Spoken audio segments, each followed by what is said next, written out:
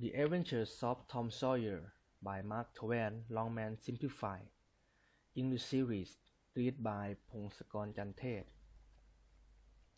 Chapter 5 The Quarrel Outlaws The harder Tom tried to flatten his mind on his book, the more his idea wandered. So at last, with a sigh and a yawn he gave it up. It seemed to him that the non-interval would never come. The air was utterly dead. There was not a breath of air stirring. It was the sleepiest of sleepy days. Away in the flaming sunshine, Cardiff Hill lifted its soft green sides through a veil of heat purple with distance. A few birds floated on lazy wings high in the air. No other living things were visible, except some cows, and they were asleep. Tom's heart ached to be free, or to have something of interest to do to pass the weary time. At last the morning lesson ended, and Tom flew to Becky's theatre. They sat together with an exercise book before them, and Tom gave Becky the pencil and held her hand in his, guiding it, and so created another surprising house. Tom was in heaven. "Do you like rats?" he said. "No, I hate them." "Well, I do, to live once. But I mean that once to swing around your head with a piece of string. No, I don't care for rats much. What I like is chewing gum. Oh, I wish I had some now. Do you?" "I have got some." We'll chatted.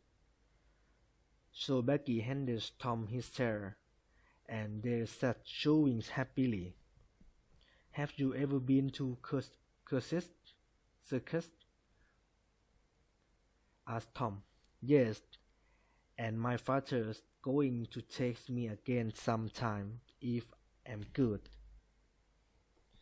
I have been to circus 3 or 4 times, lots of times. I'm going to be a lion tamer when I grow up." "Oh, are you? That will be nice. They look lovely dressing up in uniforms." "Yes, that's so, and they get a lot of money, almost $1 a day."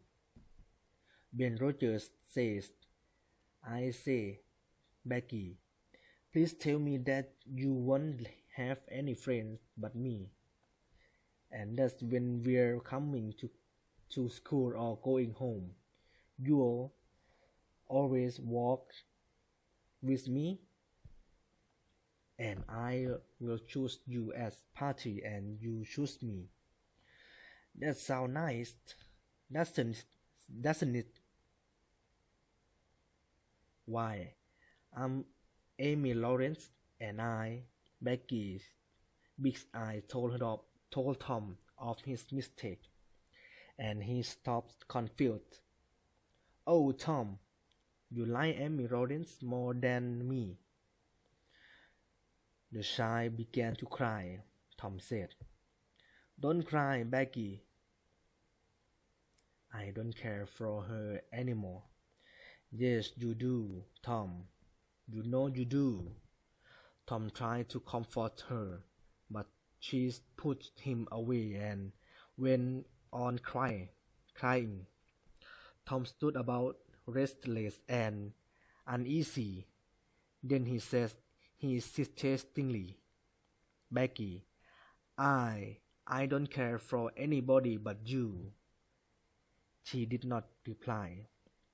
Becky, weren't you saying something? Becky's tears continued to flow. Tom got out his chief jewel, the brass door handle, and held it out so that she could see it. Please, Becky, won't you take it? She struck it to the floor.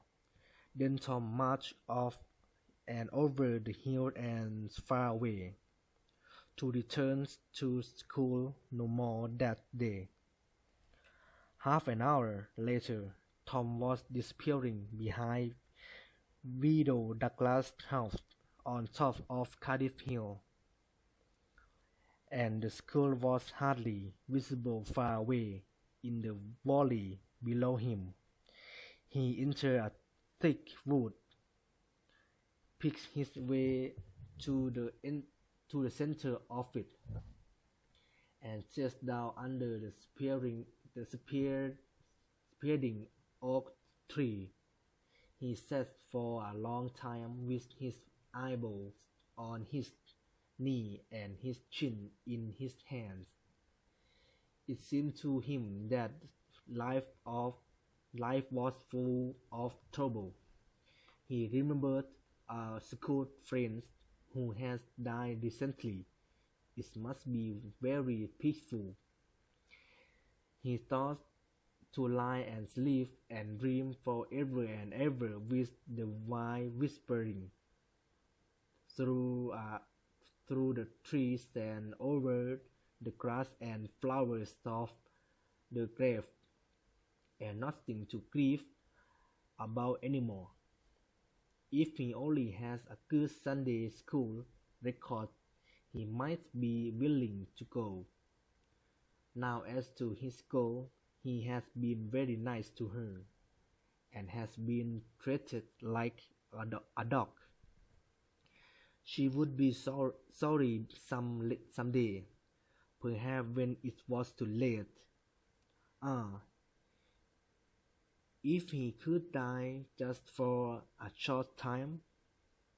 Just then the sound of a toy tin horn came faintly through the forest.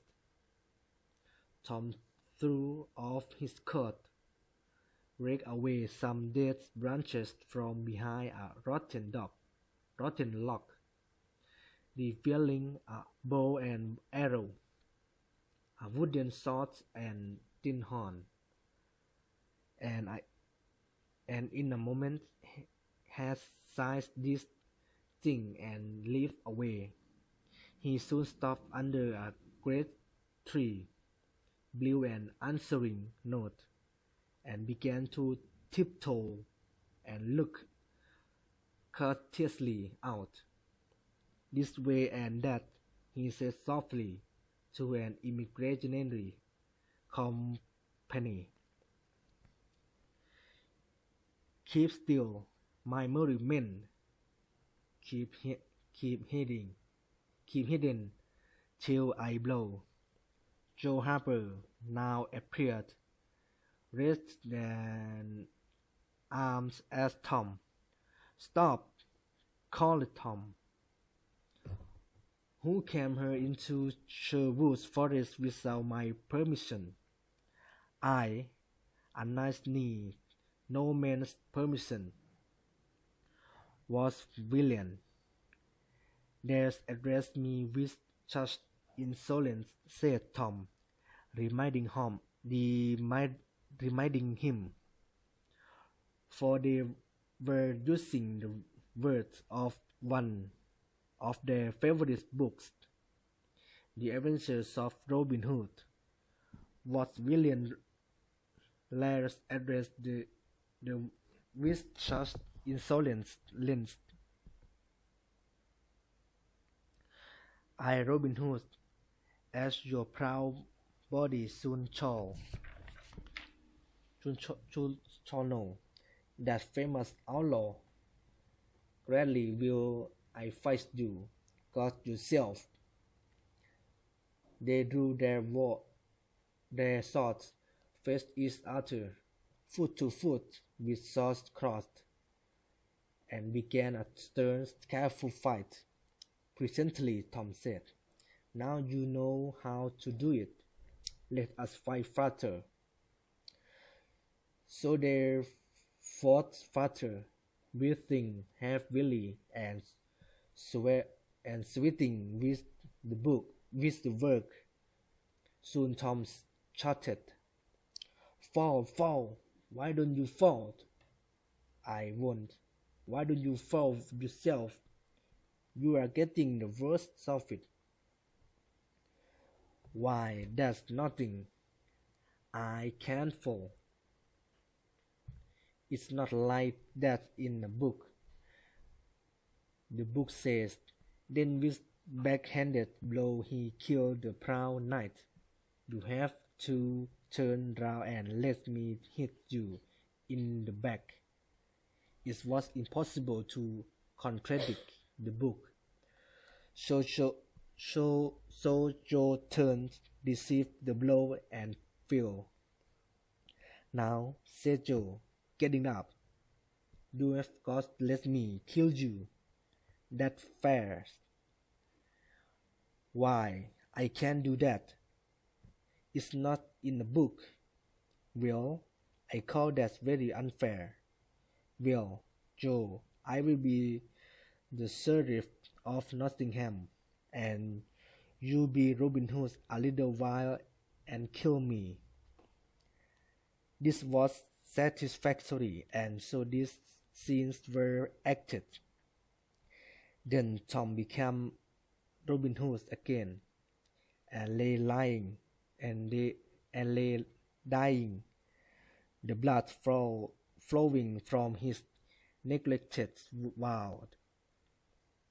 And at last Joe, representing a whole tribe of weeping outlaws, dragged off sadly out and put the bow into his weak hands. Tom said, "Where this arrow falls, there beauty poor Robin Hood." Then he shot the arrow and fell back, and would have died, but he landed on some thorn, and sprang up to galley for a dead body.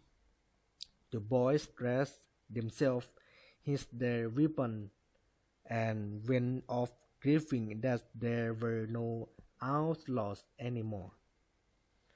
They said that they would rather be outlaws for a year in Sherwood Forest than President of the United States.